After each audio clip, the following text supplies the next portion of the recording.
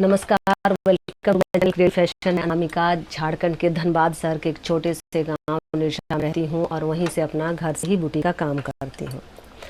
आज बात करें कि आप घर से ही कैसे इस प्रोफेशन में आ सकते हैं। घर से ही आप इसको चला सकते हैं और अच्छा खासा पैसा इसमें अर्निंग कर सकते हैं। आजकल हर लेडीज चाहती है कि हम कुछ ना कुछ इनकम करें, घर में भी सुविधा हो, अपना खर्चा भी चले। तो चलिए मैं बताती हूँ कि आप कैसे शुरू कर सकते हैं। इससे पहले बात करेंगे कि आपको इस प्रोफेशन से आने से पहले फ्रेंड सिलाई आना जरूरी है। आप सिलाई जानते हैं तो सबसे अच्छा बात है, अगर नहीं जानते तो आज ही सीख लीजिए। सिलाई सीखना आजकल ऐसा हो गया है कि अब एकदम जरूरी हो गया है।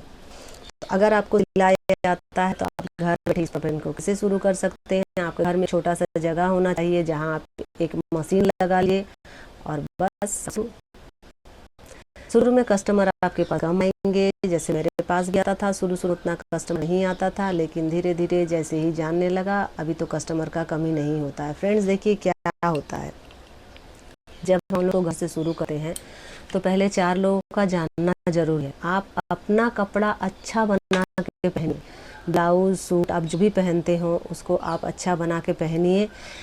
तो आपको 4 लोग बुला पूछेंगे कि आप कहाँ से बनाए हैं, तो इसी से पता चल जाएगा कि आप खुद का कपड़ा खुद सीते हैं। इससे अच्छा बात तो कोई हो ही नहीं सकता। आपको इस प्रोफेशन से आने से पहले कुछ बातों का आपको ध्यान रखना होगा। जैसे जब आप इस प्रोफेशन में आ रहे हैं तो आपको ब्लाउज सूट सिलना तो आना ही चाहिए। और जब आप इसको शुरू कर रहे हैं तो सबसे पहले आप मार्केट में इस सब का प्राइस जान लीजिए कि ये सब कितने रेट में आपके अलग में सिलती है या फिर आपके सामने जो मार्केट होता है उसमें कैसे। मैंने जब इसको शुरू किया तो ऐसे ही शुरू किया था। उस टाइम पे मैं करीबन 9 से इस प्रोफेशन में हूँ, 9-10 साल से हूँ। तो सबसे पहले मैंने जब शुरुआत किया था तो मार्केट जो इसका प्राइस था मैंने उससे 20-30 रुपये कम ही रखा था।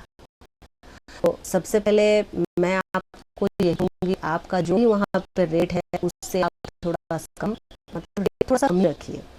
जैसे आपके यहाँ पे अगर 250 में ब्लाउज सिलते हैं तो आप 230 रुपया लीजिए, 220 रुपया लीजिए। तो इससे क्या होगा कि शुरुआत में कस्टमर तो आपको जानती नहीं है, उनको पता नहीं है कि आप कैसे सिलती हैं। अगर आप रेट वाजिब रखती हैं, थोड़ा कम रखती हैं, तो क्या होगा, आपके पास ज़्यादा से ज़्यादा कस्टमर आएंगे। दूसरा आपको ध्यान रखना है कि आप सिलाई तो कम ले रहे हैं लेकिन अपने काम पे कॉम्प्रोमाइज़ कभी मत कीजिए। आपका जो भी काम, मतलब आप ब्लाउज सिल रहे हैं, सूट सिल रहे हैं, भी सिल रहे हैं, उसको बहुत ध्यान से तो सिलिए ही। और उसमें जो भी मटेरियल आप लगा रहे हैं, जैसे अस्तर हो गया, हो गया, हुक हम लोग यूज़ करते हैं, सारा चीज़ आप कोशिश कीजिएगा कि आप अच्छा से अच्छा यूज़ करें। क्या होता है कि जैसे ब्लाउज कस्टमर का बना के दे देते हैं, अस्तर और फॉल लगा हुआ, मतलब साड़ी में फॉल लगे, ब्लाउज में अस्तर लगा के दिए, उसमें हुक का यूज होता है, धागा का यूज होता है, तो उसका क्वालिटी पता बाद में चलता है। जब कस्टमर ब्लाउज को पहनने लग क्वालिटी का पता चलता है। तो क्या होता है कि आप अच्छा क्वालिटी का अगर अस्तर लगा है, क्वालिटी का फॉल लगाते हैं, आप हुक का भी अच्छा यूज करते हैं, तो क्या होगा कि आगे जाके आपका कस्टमर, आपका गुडविल बनेगा। और इस प्रोफेशन में आप गुडविल बनाना बहुत जरूरी है, यही आपको आगे जाके काम होगा। ये बेस है, अगर आपका बेस सही है, मजबूत, तो आगे आपको दिक्कत नहीं होगा। तो आप अस्तर फल जो भी यूज़ कर रहे हैं वो कोशिश कीजिए कि अच्छा हो। मैं हमेशा अस्तर को धो के यूज़ करती हूँ, क्योंकि कॉटन का अस्तर मैं यूज़ करती हूँ, उसको बाद में वो श्रिंक कर जाएगा, इसीलिए मैं धो के ही उसको यूज़ करती हूँ। तो शुरुआत में कटाली इस प्रोफेशन में है, तो आप शुरुआत में यही कीजिए कि अपना एक, मतलब ऐसा चीज़ दीजिए कि आपका सिलाई देख चले कि ये उसका सिलाई है। तो आप इसी तरह से क्या कीजिए कि जो आप मटेरियल ले रहे हैं वो कोशिश कीजिए कि वो अच्छा हो। उसके तीसरा नंबर आपको ये काम करना है कि आपके पास जो भी कस्टमर निकले, जैसे ये, मतलब नया चीज़ सिलने के साथ साथ आप अल्ट्रेशन का भी काम कीजिए। जैसे जो छोटा मोटा काम होता है, जैसे नाइटी कलर करने आता ही है, छोटा करने, फिटिंग करने, रेडीमेड सूट मान लीजिए कोई ले लिया, उसको भी आता है, ब्लाउज भी बहुत कोई को ढीला होता है रेडीमेड, तो ये सब काम भी आप साथ में रखिए। ये सब काम आप साथ में रखते हैं तो क्या होगा कि इसी से आपको कुछ कुछ अर्निंग होते रहेगा, जो शुरुआत में होना बहुत ज़रूरी है।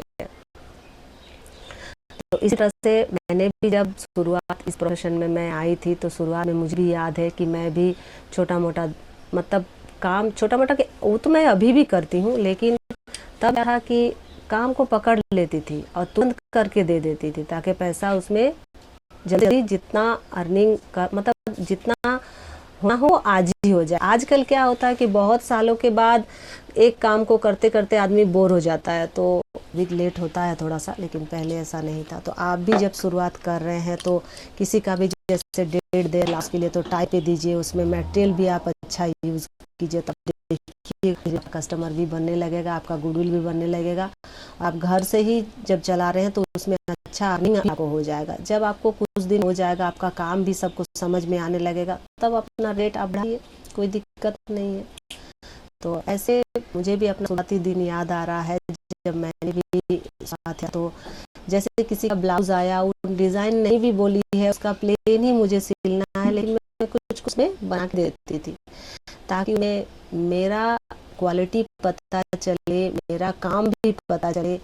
उसके बाद उस पर चार्जेस आप लीजिए, देखिएगा आपका भी मुंह मांगा दाम आपको मिलेगा। और घर से इसको स्टार्ट करने से बहुत सारा बेनिफिट है। जैसे देखिए आप मतलब घर के काम के साथ साथ भी इसको कर सकते हैं, आप घर भी हैंडल कीजिए, साथ में इसको भी सिलाई कीजिए। कटिंग का जो सारा काम है वो जैसे मैं रात में कर लेती हूँ, रात में ही सारा कटिंग कर लीजिए, तो आपका काम में बहुत ज़्यादा आसानी हो जाएगा। तो फ्रेंड, इसी तरह से आप भी अपना प्रोफेशन शुरू कीजिए। स्टिच वाला काम बहुत अच्छा है फ्रेंड, आप घर से ही इसको शुरू कीजिए, देखिएगा कि धीरे धीरे आपका कस्टमर भी बढ़ेगा और आपको आपके नाम से आप मतलब आपका पहचान बढ़ेगा। तो फ्रेंड, ये मोटिवेशनल वीडियो आपको कैसा लगा? अगर अच्छा लगा हो तो लाइक कमेंट कीजिएगा और शेयर कीजिएगा, और आप भी अपना एक्सपीरियंस बताइएगा। अगर आप भी सिलाई करते हो, आपका सिलाई कैसे शुरू हुआ, यही आप कमेंट कर करिएगा। तो मिलते हैं नेक्स्ट वीडियो में। Thank you.